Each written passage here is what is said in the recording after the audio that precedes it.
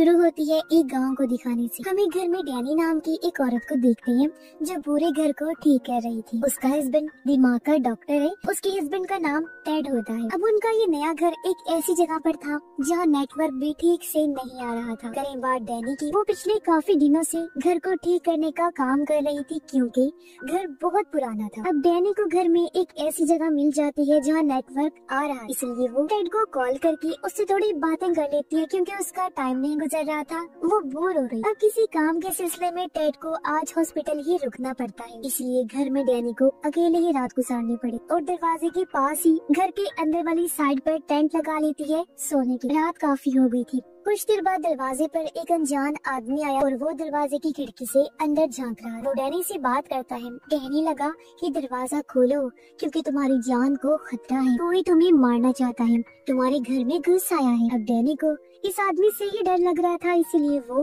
दरवाजा खोलने से मना कर देती है। जाहिर है इस तरह किसी भी अजनबी पर भरोसा करना बेवकूफी थी। ये नकली आँख वाला मरीज बड़े प्यार से डैनी से बात कर रहा था। उसका लहजा और तासुरात देखकर भी यही लग रहा था कि उसे डैनी की परवाह है और वो सच में उसकी मदद करना चाहता है। वो भी डैनी को कहता है, ठीक है, अगर तुम्हें मुझ पर भरोसा नहीं तो कोई बात नहीं, तुम पुलिस को कॉल कर दो क्योंकि तुम्हारी जान को सच में खतरा है, मेरी बात को समझो। अब उसकी बातें सुनकर डैनी दरवाजे के पास है। उसने दरवाजा खोला या नहीं ये तो हमें दिखाया नहीं गया, मगर इसके साथ हमें दूसरा सीन दिखाया जाता है जहाँ हमने देखा कि कोई चीज बुरी तरह उस नकली आँख वाले मरीज को मार देती है। फिर पता चला कि डैनी की भी मौत हो गई, उसका भी किसी ने बेरहमी से कत्ल कर दिया है। यानी जैसा उसने कहा था वैसा ही हो गया। और अब हम कुछ महीने के बाद का टाइम देखते हैं, जहाँ सीन देखते हैं जहाँ वो आदमी डैनी के दरवाजे पर आया था। यहाँ हमें पता चलता है कि सच में डैनी ने दरवाजा नहीं खोला था और नकली आँख वाला आदमी भी सच में उसकी मदद के लिए ही आया था क्योंकि उस टाइम कोई घर में घुस आया था। जैसा उसने कहा भी था, वो दरअसल एक मास्क पहना आदमी था जिसने डैनी को बेरहमी से मार दिया था। कुछ देर बाद टेड की दोस्त उसे कॉल करके बताती है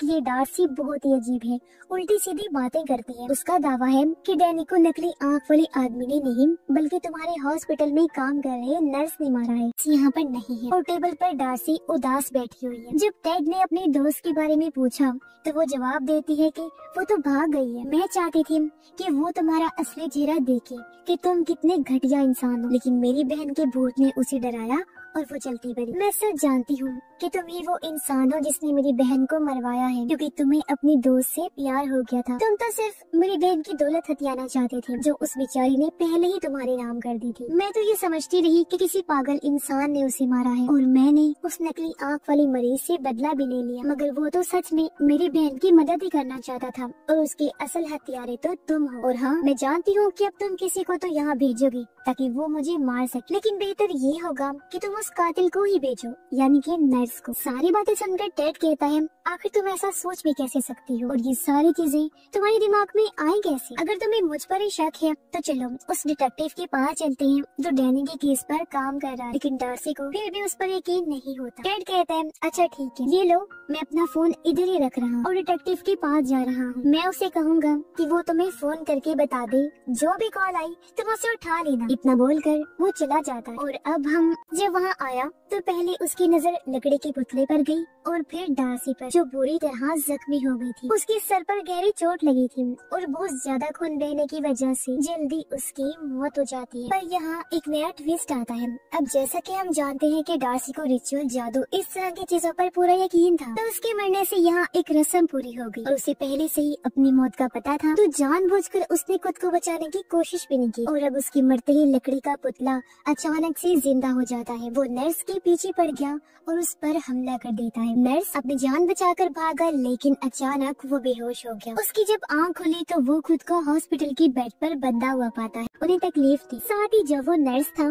तो उसने बहुत लोगों के साथ ज्यादतियां भी की। अब एक मरीज नर्स से अपना बदला लेने आया और वो उसकी उंगली को काट लेता है जिससे वो बुरी तरह तड़पने लगा। इसके बाद हम देखते हैं कि टेड, जो काफी परेशान लग रहा था, अपने घर आया। वो उसी बेल को देखते हैं जिसके बारे में डार्सी ने कहानी सुनाई। वो बेल को बचाकर उस लड़के की आत्मा को बुलाने की कोशिश करता है जिसके साथ ये बेल जुड़ी हुई थी, मगर अजीब कुछ भी नहीं हुआ। इससे टेड को लगता है कि शायद सुपरनेचुरल जैसी कोई चीज होती नहीं है और डार्सी बस फ्रॉड करती। साथ ही हमें पता चला कि टेड की दोस्त ने भी उसे छोड़ दिया। यानी इस तरह डार्सी का अपनी बहन की तरफ से बदला पूरा हो गया, क्योंकि टेड की पूरी जिंदगी बर्बाद हो चुकी थी। और तभी हम बहुत चौंका देने वाला सीन देखते हैं। जिस लड़के की बेल थी, तभी उसकी आत्मा टेड की साथ आकर खड़ी हो जाती है, जिसका मतलब कि अब टेड भी बचने वाला नहीं है। और इसी के साथ इस फिल्म की कहानी भी यहीं पर